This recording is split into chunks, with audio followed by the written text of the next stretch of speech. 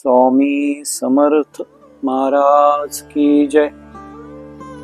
सर्व स्वामीमय स्वामी स्वरूप उपस्थित असलेल्या सर्वांना माझे प्रणाम। खूप छान पद्धतीने आज नामस्मरण झालं।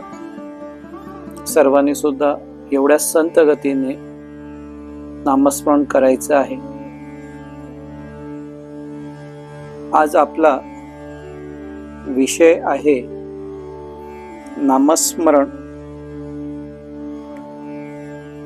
मध्ये आपण काल एक मंत्र घेतला, दत्त गायत्री मंत्र। तसाच एक तांत्रोक्त मंत्र म्हणजे तांत्रिक मंत्र जो आहे तो आज आपण दत्तात्रयांचा घेणार आहोत।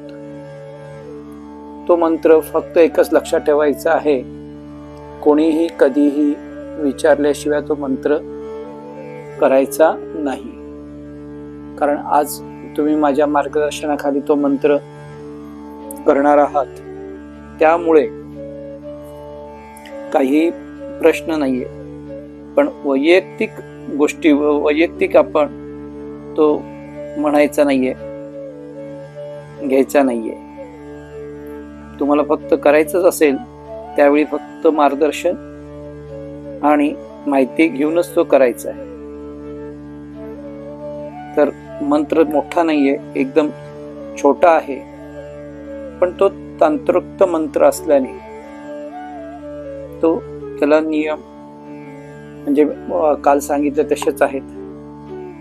बरोबर, उच्चारण चुकू नये, त्याचे रिझल्ट लवकर पटकन खराब सुद्धा येतात, म्हणून तो मार्गदर्शनाशिवाय करायचा नाही। तसंच निरूपणामध्ये आज आपण एका ताईंनी परवाच रिक्वेस्ट केली होती की स्त्रियांनी गुरुदीक्षा घ्यावी का, स्त्रियांनी दत्त दीक्षा घ्यावी का, हा त्यांचा प्रश्न होता। काल मी विसरून गेलो। आज आपण ह्या गोष्टीवरती निरूपण घेणार आहोत आणि या निरूपणाच्या माध्यमातून तुम्हाला इथे उपस्थित असलेल्या सर्व माता भगिनींना त्यांची शक्ती लक्षात येईल। आणि हे निरूपण खूप म्हणजे मला असं वाटतं की निरूपण प्रत्येक स्त्रीने ऐकावं, तिच्यापर्यंत हे पोचलं पाहिजे। का पोचलं पाहिजे? मी सांगतोय म्हणून नाही, किंवा मी काहीतरी निरूपण देतोय म्हणून हे पोचलं पाहिजे असं नाही, किंवा माझा काहीतरी उदो झाला पाहिजे ह्यासाठी पण नाही। पण ज्या निखाऱ्यावरती राख साचलेली आहे, ती राख जर दूर केली तर निखारा दिसतो। तर स्त्री शक्ती, स्त्रीत्व म्हणजे काय हे जर प्रत्येक स्त्रीला जर जाणीव झाली स्वतःच्या शक्तीची, तर जग हे खूप पुढे निघून जाईल। पुरुषी अहंकार याच्यामध्ये गळून पडेल। तर ह्या विषयावरती आपण निरूपण घेणार आहोत। कदाचित ते मोठं होऊ शकतं, म्हणून आपण 2 पार्टमध्ये सुद्धा ते निरूपण घेणार आहोत। तरी सर्वांनी हा मंत्र आपल्याला करायचा आहे। आसनावर बसलेले असतील, खुर्चीवर बसलेले असतील, त्यांनी पायाखाली आसन घ्यायचं आहे। अगरबत्ती किंवा धूप लावलेला असेल, देवाला दिवा लावलेला असेल, मन एकदम स्वच्छ करायचं आहे। कुठलाच विचार मनामध्ये आणायचा नाहीये। मनाला निर्विचार करायचं आहे। पूर्ण शरीर ढिलर सोडायचे, पाठ ताठ ठेवायची आहे, हात जोडून घ्यायचे आहेत, डोळे मिटायचे आहेत। मी जे बोले तसं स्मरण करण्याचा प्रयत्न करा, म्हणजे ते लक्ष देऊन ऐका, त्याचं चिंतन करा, म्हणजे तो जप तुम्ही केल्याचं फळ तुम्हाला मिळेल। पण ज्यावेळी तुम्ही चिंतन करताय, मनन करताय, त्यावेळी तिथे कुठलाच विचार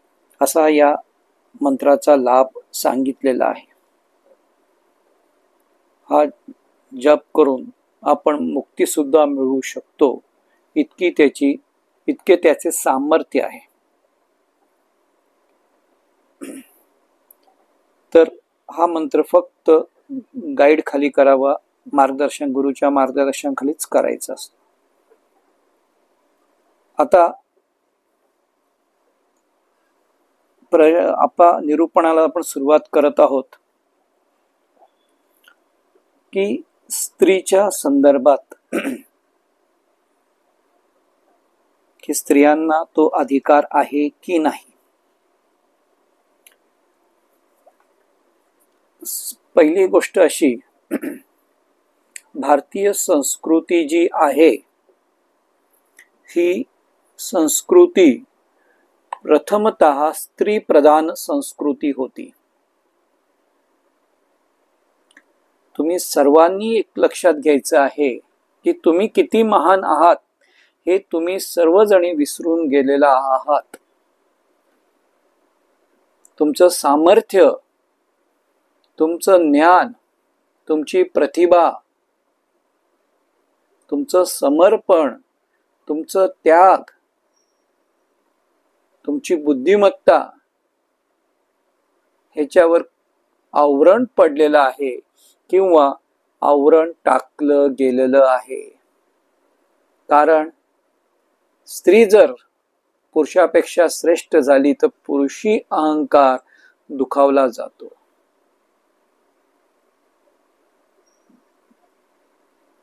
पण भारतीय संस्कृतीमध्ये स्त्रियांना अनन्यसाधारण महत्व आहे आणि ते दिलं गेलं होतं आणि दिलेलं आहे सुद्धा. पण आपल्याला त्या गोष्टी माहिती नाहीयेत किंवा आपण त्या विस्मरणात गेलेलो आहोत.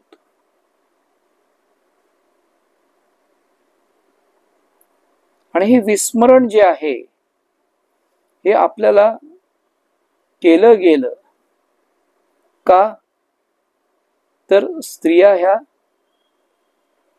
सर्वश्रेष्ठ झाल्या तर आपलं महत्व कमी होईल ही गोष्ट जाणवली गेली. त्यातून ह्या गोष्टी झाल्या.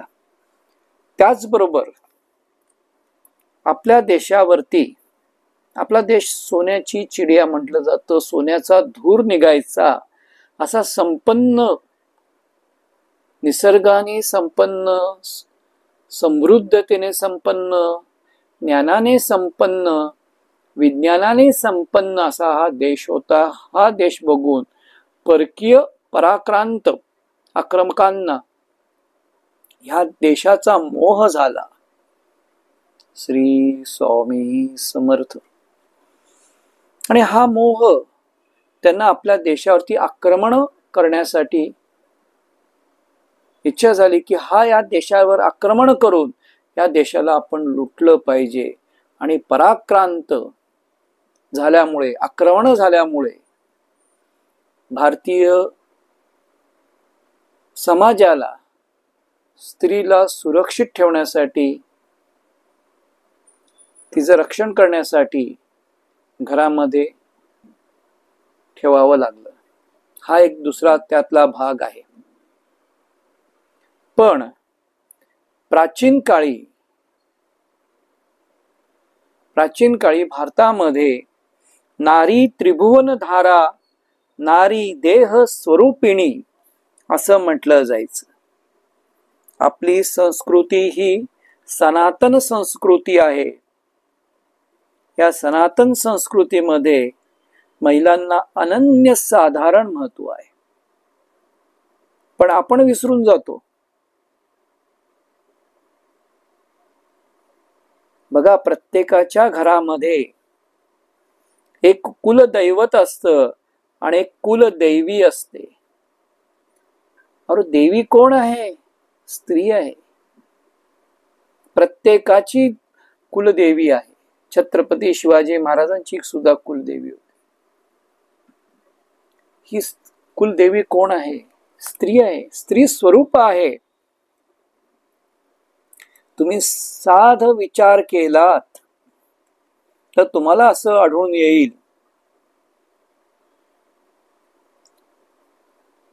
आपल्या सनातन संस्कृतीमध्ये सर्वात हायेस्ट पोस्ट ज्या आहेत देवांच्या, परमेश्वराच्या, तिथे स्त्री आहे. बघा गंमत, आता मी थोडं आत्ताच्या भाषेत बोललो. हायेस्ट पोस्ट म्हणजे मोठ्या पद जी आहेत देवांची सुद्धा, त्या पदांवरती स्त्रियाच आहेत. विद्याची देवी सरस्वती आहे,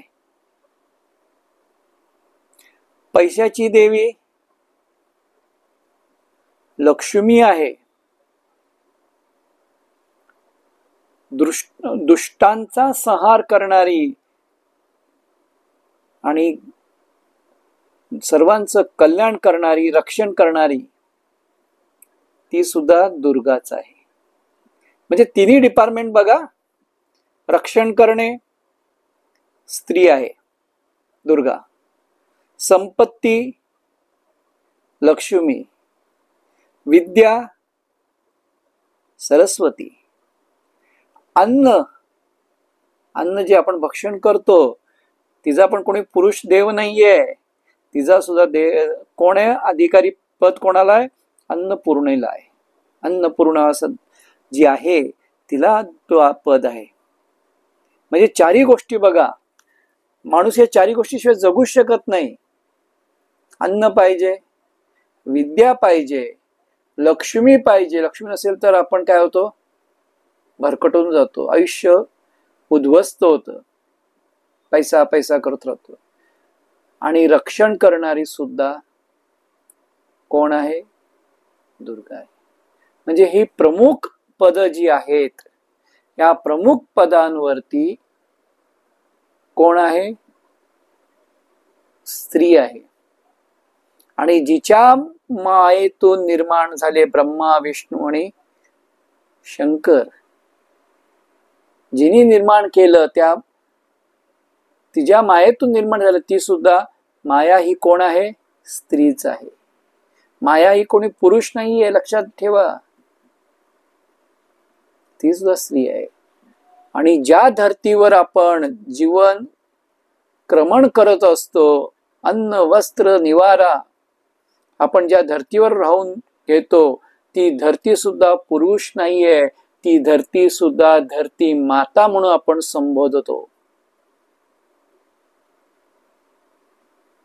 विचार करा, पुरुषाला ती दिले का अधिकार?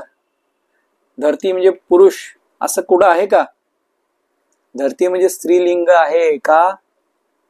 साधारण गोष्ट आहे. ती पालन करते ना पृथ्वी माता आपलं, ती पोषण करते. अन्न कुठून मिळतंय, वस्त्र कुठून मिळतंय? तिच्यामुळेच मिळतंय. पालन करते, पोषण करते, आपली काळजी घेते, आरोग्य देते, धन देते. सर्व खनिजे कुठून मिळत आहेत? जल देते, वायू देते. आणि आपण तिच्यावर कितीतरी अत्याचार करत असतो, तरी सुद्धा ती सहन करते. ती अजून तिचं रुद्र रूप दाखवत नाही, ती सहन करते. आईसारखं ती सहन करत असते. म्हणून ती भूमाता आहे, धरणी माता आहे. आई जसं मुलांचं संगोपन करते, त्याची काळजी घेते, रक्षण करते, तशी भूमाता. म्हणून तिला पुरुष म्हणून ती प्रदान केलेलं नाहीये, तिला भूमाता म्हणलेलं आहे. बघा स्त्रीचं केवढं महत्व आहे. तुम्ही काय आहात याची जाणीव तुम्हाला स्वतःला करून घ्यायची आहे. तुम्ही एवढे महान आहात, तुम्ही एवढ्या सक्षम आहात. तुम्ही नाही तर विश्व शून्य आहे. बाकीचे छोटे छोटे मोठे डिपार्टमेंट सर्व देवाने दिलेले आहेत. अग्नी पुरुषाकडे आहे, वायू पुरुषाकडे आहे, बरोबर, पर्जन्य पुरुषाकडे आहे, डोंगर पुरुषाकडे आहे, पण महत्वाचे डिपार्टमेंट सर्व जे आहेत माणसाला जगण्यासाठी ते स्त्रीकडे आहेत. साधं उदाहरण, नदीला आपण पुरुष म्हणतो का, बाप म्हणतो का? गंगा मैया म्हणतो, गंगा माता म्हणतो, कावेरी माता म्हणतो, गोदावरी माता म्हणतो, गोदावरी बाप म्हणतो का आपण? ऐकलंय कधी गोदावरीला बाप म्हणताना, गंगेला बाप म्हणताना? नाही, कारण बाप करू शकत नाही एवढं पालन पोषण आणि रक्षण, तेवढं स्त्री करते, आई करते. जी नवीन जीवन देते, पाण्याला जीवन म्हणतात, ती नवीन जीवन देते, जगवते, वाचवते. म्हणून आपली सर्व संस्कृती ही नदीच्या किनाऱ्याने पसरलेली आहे. नदीला कोणी पुरुषी आपण म्हणू पुरुषी लिंग नाहीये, स्त्रीलिंगी शब्द आहे तो, पुलिंगी शब्द नाहीये. गंगा, यमुना, कावेरी, गोदावरी, नर्मदा, ब्रह्मपुत्रा, ह्या सर्व नद्या ज्या आहेत, सरस्वती, ह्या स्त्रिया आहेत. स्त्री नाव दिलेलं आहे का? तिला पुरुषी नाव का नाही दिलं? त्याला महेश, विष्णू, शंकर, हनुमान असं कुठलंच नद्यांना नावं दिलेली नाहीत. स्त्रीत्व का दिलेलं आहे तिला? कारण स्त्रीत्व ही निर्मिती करते, सृजन करते, नवनिर्माण करण्याची क्षमता स्त्रीमध्ये आहे, पुरुषामध्ये नाही. ज्या ज्या ठिकाणी नदी वाहते त्या त्या ठिकाणी संस्कृती समृद्ध होते, तिथे मनुष्य जीवन समृद्ध होतं. आणि ज्या ठिकाणी नदी नाही आहे तो भाग बघा दुष्काळी असतो, वृक्ष असतो, भकास असतो, त्या ठिकाणी तुम्हाला जायची इच्छा वाटणार नाही. वाळवंटात जायची इच्छा होते का कोणाला? का नाही? कारण वाळवंटात नदी नाहीये, स्त्री नाहीये तिथे. म्हणून तिथे कसं आहे, भकास जीवन झालेलं आहे. आणि ज्या ठिकाणी नदी आहे त्या ठिकाणचं जीवन सुखमय, समृद्ध, आनंदी, निरोगी झालेलं आहे. म्हणजे एवढं लक्षात घ्यायचं आहे की पूर्वीच्या काळामध्ये स्त्रीत्वाला एवढं महत्व होतं. मला अजून एक गंमत सांगतो. प्रत्येकाच्या घरी देवीचे टाक असतील, देवीच्या मूर्त्या असतील. तुम्ही बघितलंय का हो, देवीच्या हातात लाटणं, झारा, चमचा, चिमटा,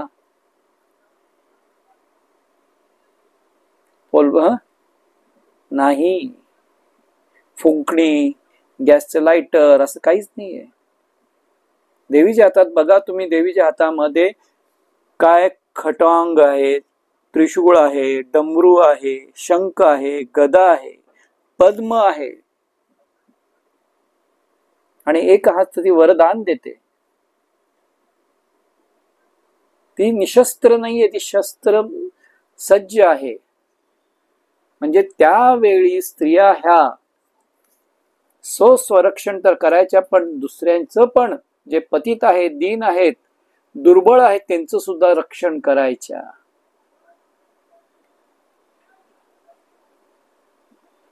एवढं महत्व आहे. आणि स्त्रीचे अष्टभुजा आहे,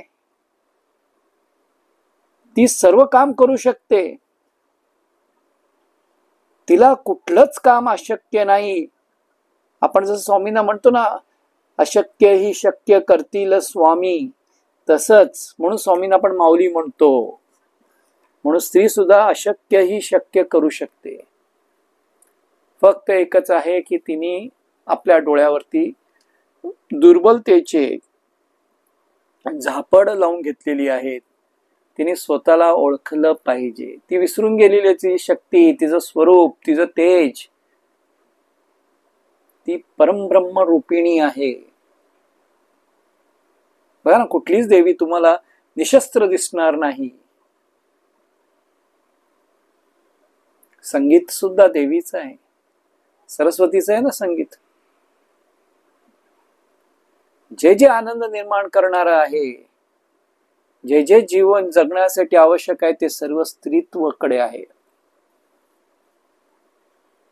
अजून एक साधी गोष्ट आपण बघितली तर लक्षात येईल. शंकरांकडे बघितलं तर शंकरांना अर्ध नारी नटेश्वर म्हटलं जातं.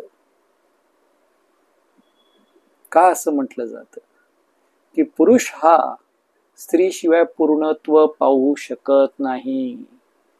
स्त्री नसेल तर पुरुष अर्धवट आहे. म्हणून आपल्या संस्कृतीमध्ये, सनातन संस्कृतीमध्ये पूजेला पुरुषाला एकट्याला व्हॅल्यू नाही, शून्य आहे. जर त्याच्याबरोबर त्याची स्त्री नसेल तर त्याला पूजा करण्याचा अधिकार नाही. विचार करा तुम्हाला केवढा अधिकार आहे. कुठलीही पूजा करायची असेल तर स्त्री सोबत लागतेच. आपण आजकाल शॉर्टकट काढतो, नाही स्त्रीचा सुपारी बांधा, हे चुकीचं आहे. खऱ्या अर्थाने जर बघायला गेलं तर स्त्री शिवाय पुरुषाला पूर्णत्व मिळत नाही. म्हणजे कुठलंही तुम्ही चांगलं पवित्र कार्य करायला जाणार असाल तर स्त्री तुमच्या सोबत असलीच पाहिजे. म्हणून शंकरांनी स्वतःमध्येच पार्वतीला रूप स्थान दिलेलं आहे की मी पार्वती शिवाय पूर्ण नाही. हे आपण लक्षात घेतच नाही. का आपण लक्षात घेत नाही? कारण की आपण विचारतो आम्ही दुर्बळ आहोत, आम्ही काहीच करू शकत नाही, आम्हाला अधिकार नाही. लोक असं बिंबवून टाकलंय तुमच्यावरती की तुम्हाला हा अधिकार नाही, तुम्हाला तो अधिकार नाही, तुम्हाला हे अधिकार नाही, तुम्ही हे करू शकत नाही, तुम्ही ते करू शकत नाही. श्री स्वामी समर्थ. असं बिंबवून टाकलेलं, हॅमर केलेलं तुमच्यावरती. तुम्ही दुर्बल आहात, तुम्हाला काही करता येणार, तुम्हाला पुरुषाची मदत घ्यावीच लागणार. हा जो आहे तो महत्वाचा आहे. एक मिनिट, अरे उघड ना, मी निवडून चालवतो. हॅलो. तर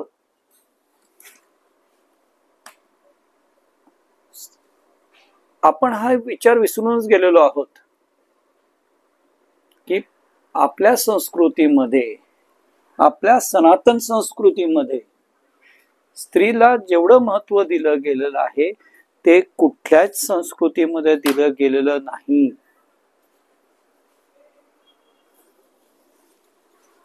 पण आम्ही काय विचारतोय, आम्हाला जे सांगितलं आहे आमच्या पिढीच्या ह्यांनी तेच आम्ही मान्य करत आलेलो आहोत.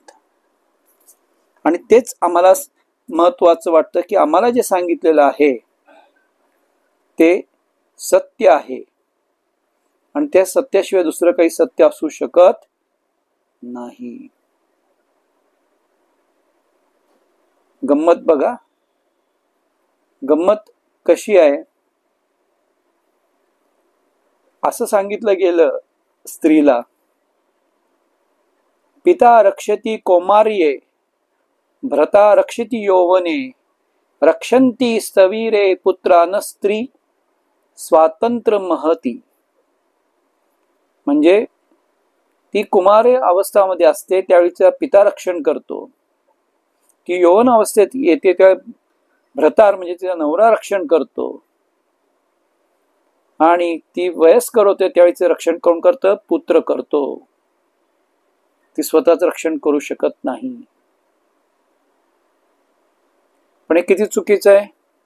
ही गोष्ट सांगितली गेली आपल्याला, पण खरं तसं आहे का?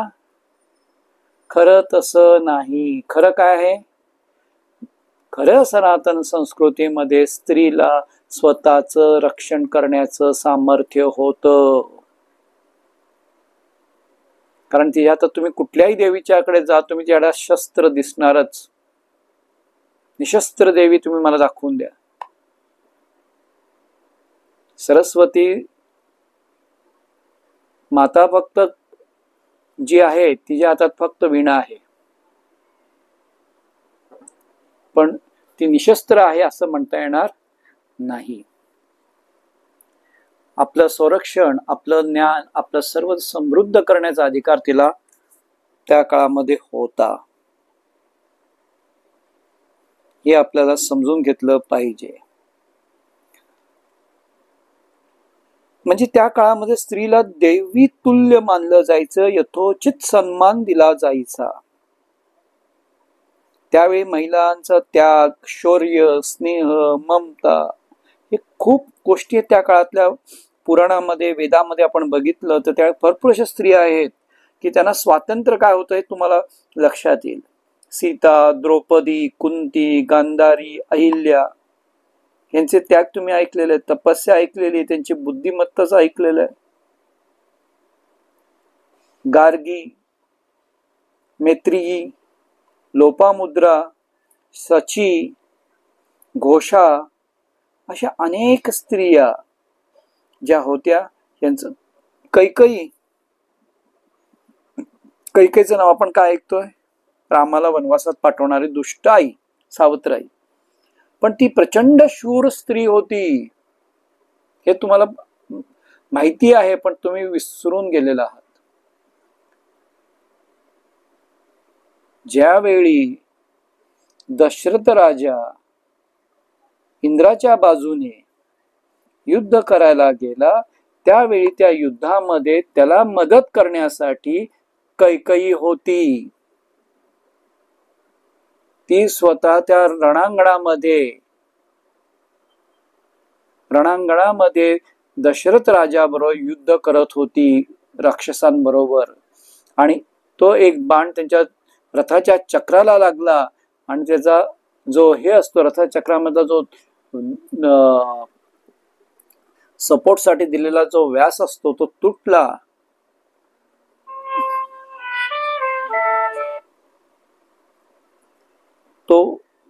त्यावेळी रथ खाली कोलमडणार, दशरथ खाली पडेल आणि युद्ध हरू शकतो हे लक्षात येताच कैकेयीने पटकन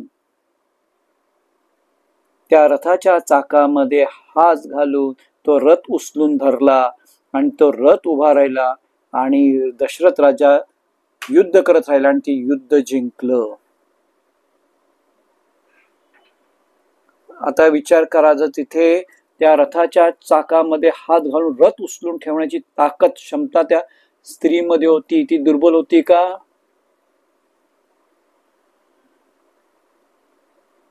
नाही. श्री स्वामी समर्थ. तिच्या हातामध्ये थोडी क्षमता होती आणि त्या रथाचं चाक तिने पकडून रथ धरून ठेवला आणि त्यामुळे राजा दशरथ जिंकला आहे. मला तर एवढं स्त्रिया ह्या पराक्रमी होत्या. मग काय झालं? मग कोण कोण कसं होतं? आपण जर ह्या गोष्टींचा विचार करायला गेलो तर पुष्कळ गोष्टी आपल्याला दिसून येतात की आपणच आपल्याला शक्यतो काय केलेलं आहे, मागे टाकलेलं आहे. कसं?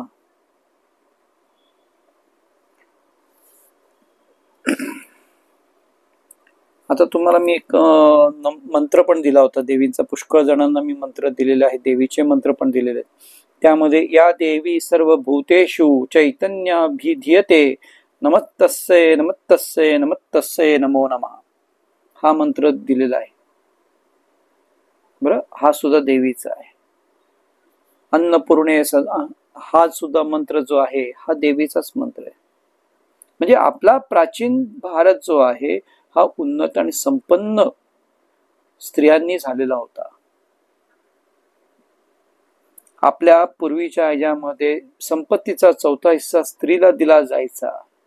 त्या काळामध्ये स्त्रिया ह्या युद्ध करायच्या, शिकार करायच्या आणि शिक्षण सुद्धा द्यायच्या. आणि त्यावेळी को एज्युकेशन म्हणजे मुलगा मुलगी एकत्र शिकायचे. मुलींची शाळा वेगळी, मुलांची शाळा असा प्रकार नव्हता.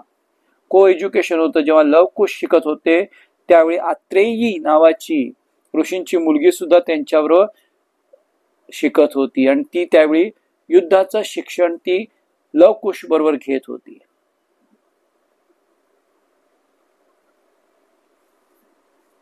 एवढं तो काळ तसा होता. पार्वती माता जिची आपण पूजा करतो, सर्वात महिलांचं विराट व्यक्तिमत्व आहे, ते प्रचंड व्यक्तिमत्व आहे. जगभरातल्या सर्व स्त्रियांचा आदर्श आणि प्रेरणासूत्र पार्वती आहे. सतीचं दुसरं जन्म म्हणजे पार्वती. पहिल्या जन्मात ती ब्रह्माची मुलगी, ब्रह्माचा मुलगा दक्ष याची मुलगी होती. तिचा विवाह शंकरांबरोबर झाला. दक्षाने शंकरांचा अपमान केला आणि शेवटी तिने यज्ञामध्ये उडी टाकून आत्मदाह केला होता. आणि जेव्हा तिने दुसरा जन्म घेतला हिमालयाच्या पोटी, त्यावेळी ती पार्वती होती आणि तिने पुन्हा लग्न शंकरांबरोबर केलं. तर पार्वती जी आहे, सती जिला म्हटलं, शिव पार्वती, ही ध्यान आणि शाक्त धर्माचे विरुद्ध तिने उभी राहिली होती. ती जगदंबा, उमा, गौरी, कालिका, सती अशी तिची नावं आहेत. कालिका माता सर्वात उग्र रूप, दुष्टांचा संहार तिने केला. तिला शांत करण्यासाठी शंकरांना सुद्धा लोटांगण घालावं लागलं. अशी ही आमच्यातलं स्त्रीत्व, असं आमचं हे स्त्रीत्व आहे. पण आम्ही विसरून गेलो. कालिका म्हणजे कोण आहे? तुम्हीच आहात. दुर्गा कोण आहे? तुम्ही आहात. सावित्री कोण आहे? तुम्ही आहात. गार्गी कोण आहे? तुम्ही आहात. मैत्रेय कोण आहे? तुम्ही आहात.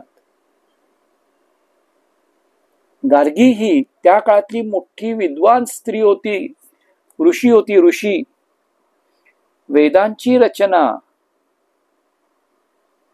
हे वेदांची रचना करताना ज्या छोट्या छोट्या श्लोक बनवले त्या ऋचा म्हणतात. ऋचा, हे ऋचा बनवण्यामध्ये, श्लोक बनवण्यामध्ये काही स्त्रियांनी योगदान दिलेलं आहे, खूप मोठं योगदान दिलेलं आहे.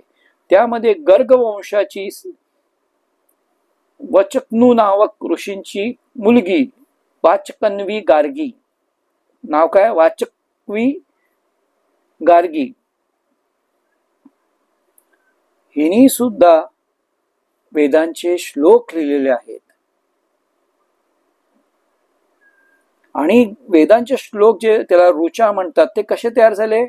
ज्याप्रमाणे कृष्ण आणि अर्जुनाचा संवाद झाला आणि त्यातून गीता निर्माण झाली, तशाच प्रकारचा संवाद याज्ञवल्क्य ऋषी आणि गार्गी यांचा वादविवाद झाला, डिबेट, प्रश्नोत्तर झाली. आणि त्या प्रश्नोत्तरातून बृहदारण्य उपनिषद नावाचा ग्रंथ तयार झालेला आहे. आणि तो ग्रंथ उपनिषद जो आहे, हा वेदांचा एक हिस्सा आहे. म्हणजे त्या काळामध्ये स्त्रिया ह्या डिबेट करायच्या पुरुषांबरोबर, ज्ञानाच्या चर्चा त्या करायच्या. एवढी ती विद्वान स्त्री होती. म्हणजे त्या काळात शिक्षण होतं. मी का तुम्हाला सर्व पार्श्वभूमी सांगतोय, तुमच्या लक्षात येत असेल की कशा पद्धतीने स्त्रियांना आहेत. आपल्याला खूप छानपैकी या गोष्टींवरती जायचं आहे, पण आजचा वेळ कमी असल्या कारणाने उद्या मी पुन्हा याच विषयावरती आपण निरूपण चालू ठेवू. आणि सर्व माता भगिनींना माझा प्रणाम. कारण ह्या माता भगिनी आहेत म्हणून सृष्टी आहे, मी सुद्धा आहे. छत्रपती सांगितलं होतं की माझी माता एवढी सुंदर असती तर मी सुद्धा एवढा सुंदर झालो असतो. माता आहे म्हणून आम्ही आहोत. म्हणून या सर्व मातांना भगिनींना माझा खूप खूप प्रणाम. आता आपण हे घेणार आहोत, प्रार्थना घेणार आहोत.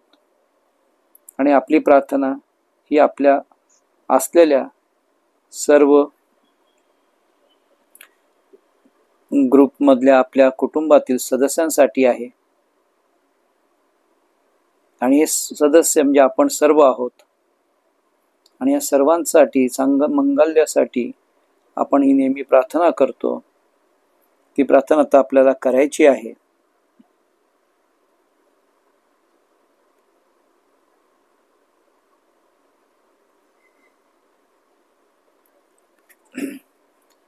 हात जोडून घ्यायचे, डोळे मिटायचे आहेत.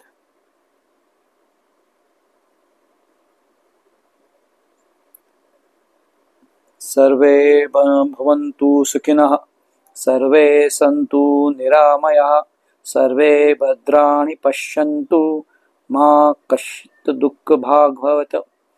आता विश्वात्मके देवे तेने वाग्ज्ञतोषवावे, तोषोनी मज द्यावे प्रसायदान हे.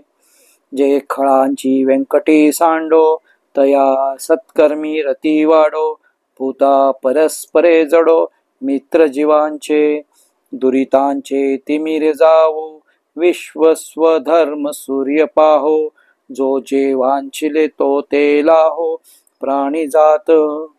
हे स्वामी समर्था, सर्वांना चांगली बुद्धी दे, आरोग्य दे, सर्वांना सुखात आनंदात ऐश्वर्यात ठेव, सर्वांचं भलं कर, कल्याण कर, रक्षण कर. तुझे गोड नाव मुखात अखंड राहू दे. ज्या पालकांनी आमचे पालनपोषण केले, आमचे रक्षण केले, आम्हाला सक्षम केले, त्या पालकांबद्दल आम्ही आभारी आहोत. ज्यांच्या प्रेमाने आणि प्रेरणेने आम्ही पुढे जात राहिलो, ते नातेवाईक, मित्र, परिवार, शिक्षकांचे मंगल कर. सर्वांना सुखी व सुरक्षित ठेव. स्वामी, आजवर सांभाळले, भविष्यातही सांभाळा. आतापर्यंत जपले, भविष्यातही जपा. आतापर्यंत जसे दिले तसे देत राहा. जोपर्यंत हा श्वास आहे तोपर्यंत तू माझा आहेस. तुझा एकमेव आश्रय आहे. स्वामी, दया करा. सर्वांचे कल्याण हो, सर्वांना आनंद निर्माण हो. आम्हाला एकमेकांवर मनापासून प्रेम करण्यास मदत कर. अनेक गैरसमजांवर मात करण्यास आणि क्षमा करण्यास सक्षम बनव. माझ्या सर्व कुटुंबाला, मित्राला, परिवाराला, नातेवाईकांना सुखी, आरोग्यवान, आनंदी आणि भक्तिवान ठेव. अवधूत चिंतन श्री गुरुदेव दत्त. अनंत कोटी ब्रह्मांड नायक राजाधिराज योगीराज श्रीपाद श्रीवल्लभ नृसिंह सरस्वती श्री स्वामी समर्थ महाराज की जय. आता झोपताना परत स्वामींजवळ प्रार्थना करायची की धन्यवाद म्हणायचं, महाराज तुमच्यामुळे आजचा दिवस चांगला गेला. सकाळी उठल्यावर परत हात बघून कराग्रे वसती म्हणायचं आणि म्हणायचं की ह्या नवीन दिवस दाखवल्याबद्दल धन्यवाद. शक्यतो कोणाचंही अहित होणार नाही, कोणाचंही अकल्याण होणार नाही याची काळजी घ्यायची. मुखातून चुकून सुद्धा कोणाबद्दल वाईट शब्द जाऊ नयेत. चुकून सुद्धा मनामध्ये कोणाबद्दल वाईट विचार येऊ नयेत. निंदा, स्तुती या गोष्टींनी दुःखी होऊ नका, हुरळून जाऊ नका. मन शांत ठेवा, जास्तीत जास्त स्मरण करा आणि मौन करता येईल. गरज नसेल तेव्हा बोलू नका. त्यावेळी फक्त नामस्मरण करा. ह्या गोष्टी जर नियमित केल्या तर आपल्यामध्ये प्रचंड बदल होतील. आपले सर्व संकट दूर होतील. तुम्ही फक्त स्वतःला ओळखा. तुम्ही फार फार मोठ्या आहात. तुम्ही स्वामी स्वरूप आहात. तुम्हा स्वामी स्वरूप असलेल्या माझ्या सर्व ताई आणि दादा जिथे उपस्थित आहेत त्यांना माझे कोटी प्रणाम. श्री स्वामी समर्थ. आजचे निरूपण इथे संपवतो. उद्या आपण पुन्हा घेऊया.